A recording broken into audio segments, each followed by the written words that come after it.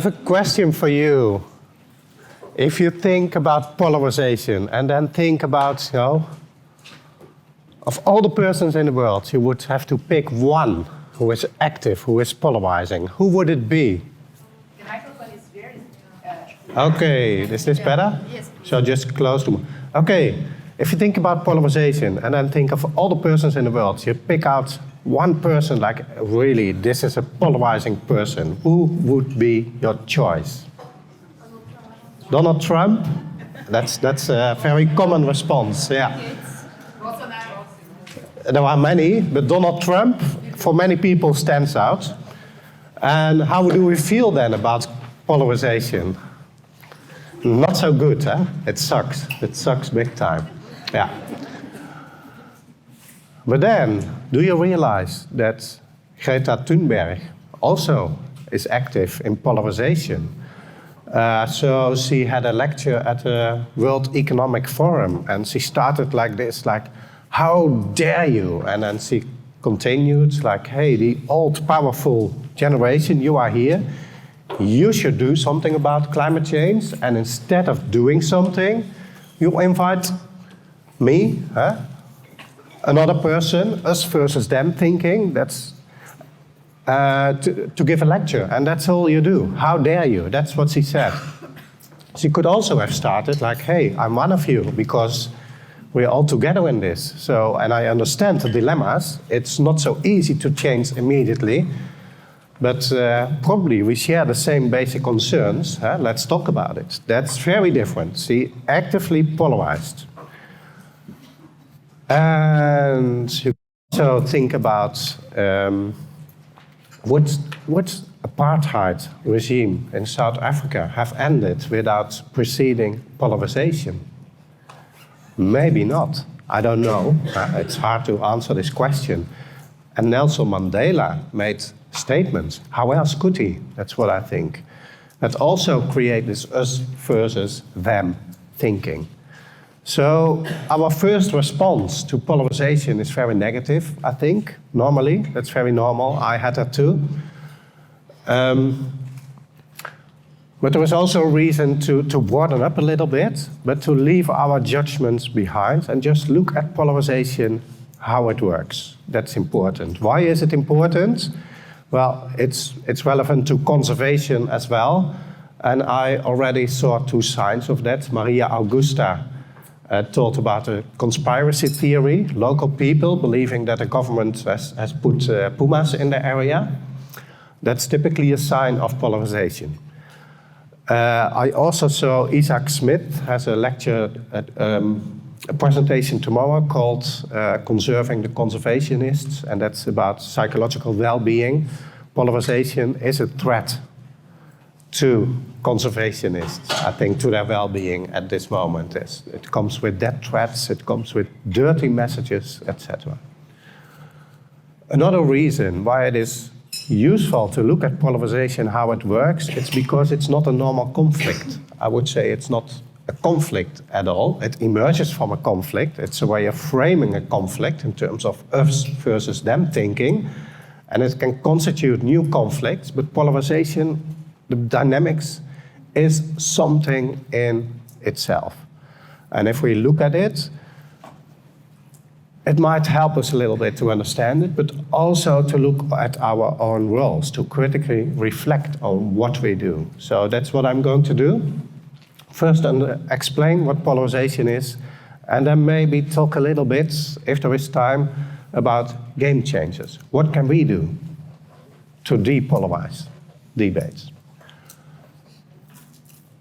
The reason why I got interested in this topic, because I was part of polarization around the wolf in the Netherlands, and I didn't want that, but it's a big topic now in the Netherlands, and there is conspiracy theories, there is people actually using it as an occasion to fuel previous us versus them thinking, farmers versus nature conservationists, or let's say normal people versus the government.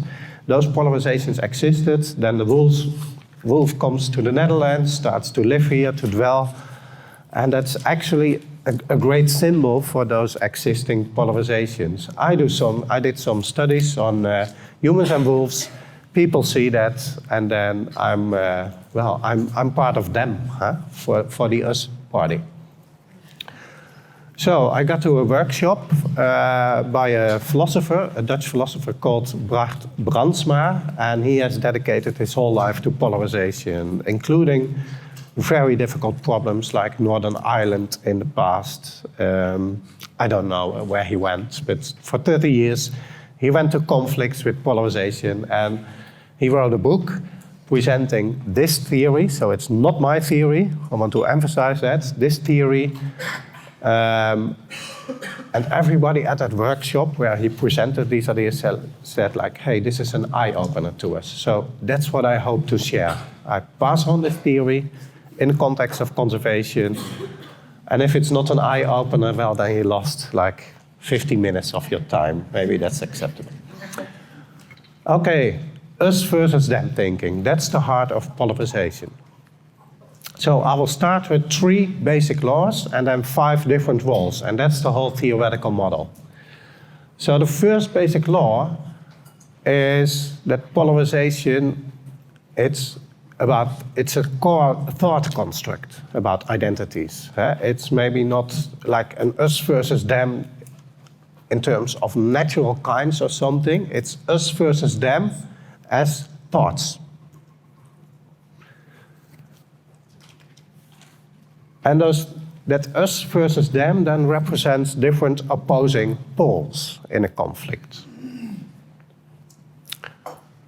So Greta Thunberg, for example, us versus them, that's a thought construct. Of course, you can make a distinction between younger generations and older generations.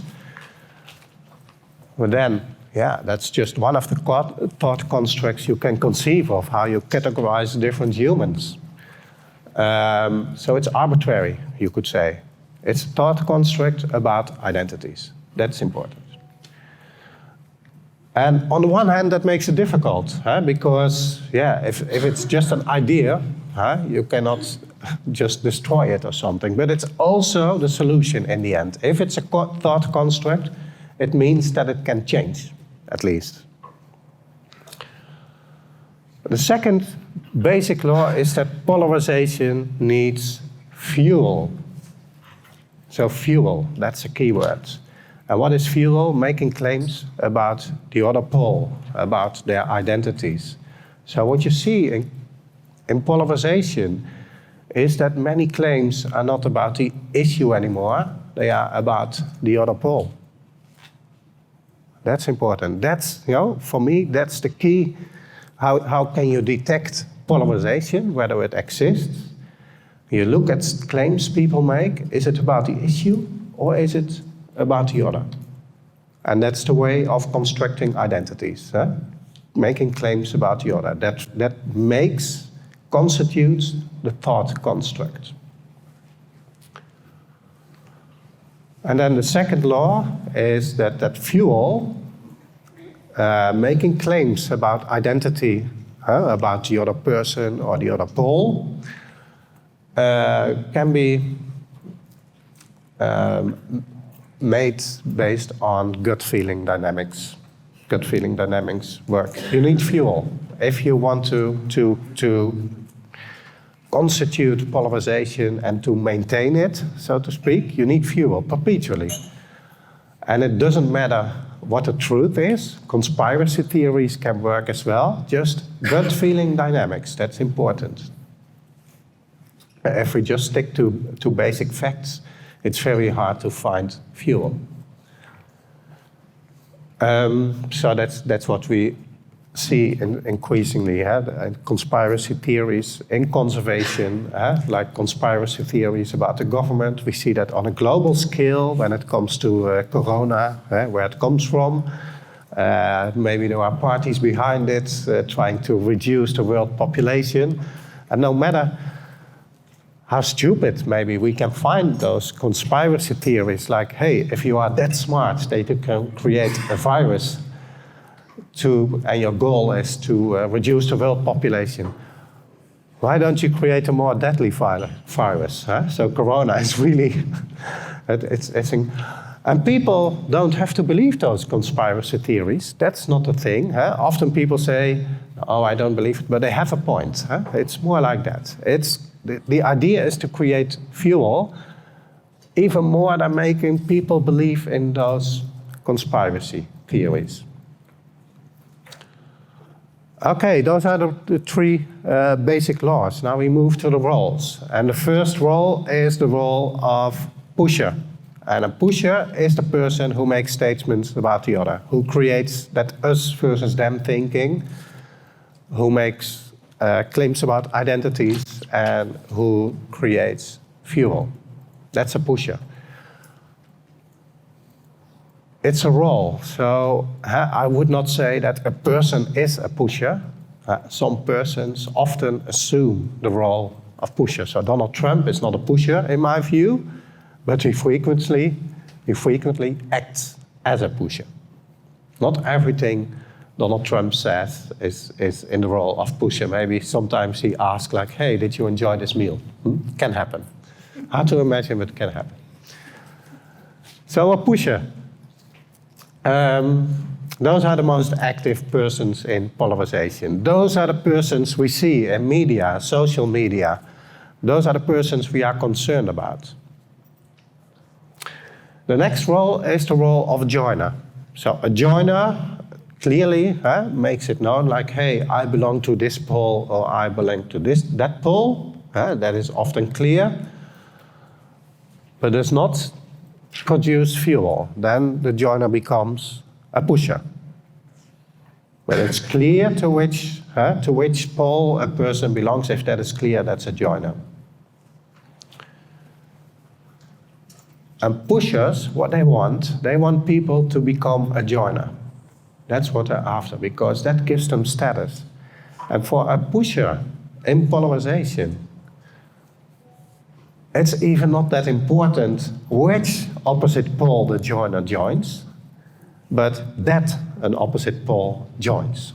Either one, that a joiner joins either one, because that is a great way to maintain the status quo of polarization, to make that us versus them thinking that gives them a nice stage, to let that continue. That's what they're after. Of course, they would like the people to join them, but if they join the other pole, that's perfectly acceptable.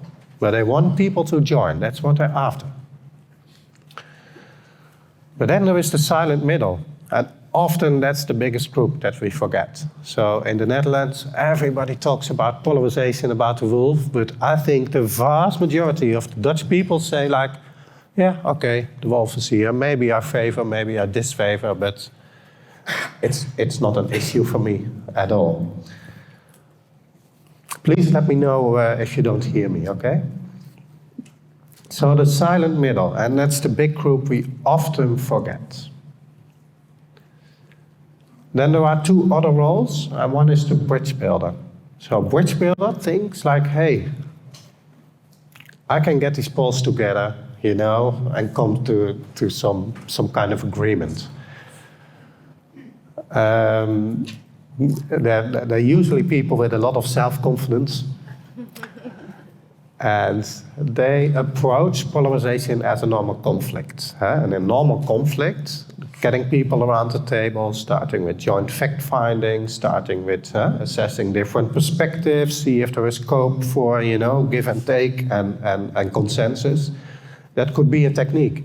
But a bridge builder applies these techniques to polarization. And, well, do you think Donald Trump is interested in, consensus with Democrats?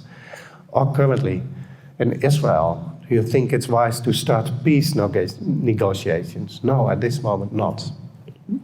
So a bridge builder is often doomed to fail. And I think in conservation, like sometimes conservationists, they think I can be a great bridge builder. Take care with assuming that role. In polarization, it's very hard. It requires a lot.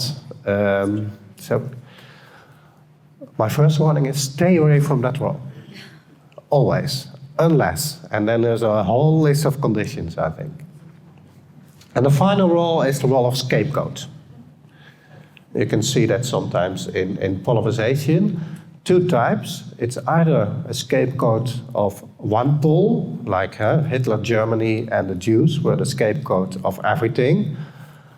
In many nations, unfortunately, including the Netherlands, some political parties present migrants as scapegoats. That's very often, you hear that.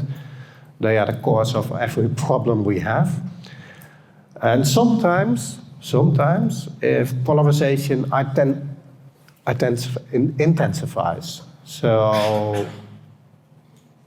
the middle is small. Not many people are the silent middle anymore. Everybody becomes a joiner. Then that polarization becomes really huge and important. And then people who do not commit to either one side can become the scapegoats. They are the cowards. They are the people who don't dare to take a stand. You can sometimes see that. People who don't make a choice, when that becomes a minority, they can become the scapegoat. Okay, so those are the 5 roles. Yeah, and the last thing I want to say, and this is important for understanding polarization, is lines of visibility. So the silent middle is hardly visible at all. You really have to go to these people to know what is on their minds. And then the joiners are more visible. You know, they give likes to messages on social media, for example. Sign petitions or whatever they do. And then the pushers are the most visible people. And we tend to attend to the most visible people and tend to forget, like, hey, what about the invisible people? So these lines of visibility are important in order to reflect on polarization and what it means to you. So this is the model. And I have given workshops now in the Netherlands for conservationists, managers, also scientists who are confronted with polarization. And then we have like 2 hours or more. What I ask them then is actually to fill this. Choose a polarization that is important for you. Let's say farmers versus conservationists in the Netherlands. And just actually populate this. Like, who are the pushers? Who are they? What kind of fuel? What are typical statements they make about the other pole? Claims about identity. What are the us versus thems that are created? And usually that's more than one. Who are the joiners? The silent middle. Do you know anything about the silent middle? Do you think it's big? Well, I think when it comes to wolf in the Netherlands, it's super huge. There are just a few pushers, and that's where all the attention goes. So that's the first thing. That's something you could do. Like, if you are confronted with polarization, try to populate this with concrete persons, organizations, statements, us versus them framings that are relevant. So that's how you can map a polarization that is relevant to you. And then what we always say, do it with pencil, because it's complicated. We can't give you like a research method. This is the way you do it, and then it's perfect. It's a kind of hard to reconstruct. So always with pencil, and it always changes. It's dynamic in itself as well. Okay. Now, this is also important for self-reflection, because conservationists often think, I'm not a pusher. Other people are the pusher. Well, that's already how they think. Other people are pushers, but not me. I just say how things are.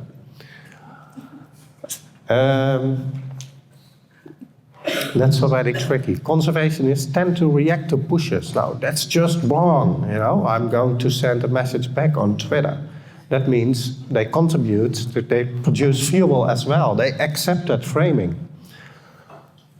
So I think this is really great for self-reflection, just as theory. And I'm not saying a conservationist should not be a pusher. Maybe that's a good thing for you from your perspective to do. I'm saying, think about your role and your actions. That's important. What effects do you want to create? If you want 5 minutes, great. If you want to depolarize, then don't assume the role of pusher.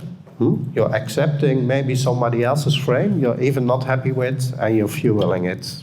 You're making the other pole important also. To give a very a simple example, and I was interviewed for a newspaper about the wolf in the Netherlands, me as a social scientist, but next to me also a wolf biologist. All great. I saw the paper back, what the journalist made of it, the article, well, nice to read, but I also saw that the biologist said something like, people don't understand how important nature is. And I've recognized that kind of reasoning from conservationists. Like, oh God, we see it, but conservationists don't say, we don't understand how important nature is. No, it's people, and it's other people. It's always other people.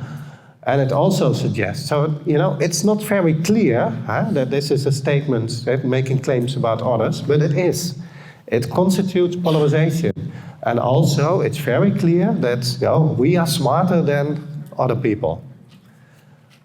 That's how easy it is. Unnoticed, you can fuel existing polarization. You can make people feel bad.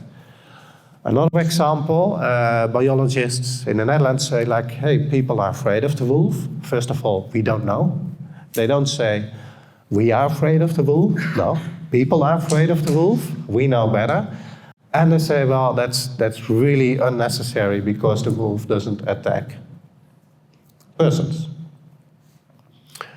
That's polarization. And then they also sometimes say it's because of the Red Riding Hood. Red Riding Hood's tale. So people are afraid of the wolf. It's pretty stupid, and it's based on believing a fairy tale. That's what they say. That's so strong. It's so much talking down. So you can use this to think about your own role, or different people in the same organization can assume different roles. That's also possible. Can be joiner, bridge builder, or be part of the silent middle. So very briefly, game changers. So if you want to, at least not to fuel existing polarization, or maybe contribute to depolarization, what could you do? Well, first, timing. If polarization is very intense, like in Israel at the moment, that's not a good moment to start doing it. So think about timing. Instead of reacting to the opposite pole, oh, it's unfair what they say about us, I have to respond. That means you contribute to fueling that polarization. Instead of doing that, interact with the silent middle. Your public, your audience is the silent middle. And you tell them what you want to tell them instead of reacting to the opposite pole. Instead of making claims about others, just never do that. Well, do that if you wish, but realize you contribute to polarization. Make, not even claims, communicate about issues and dilemmas. Explain why it is complex. That reduces polarization.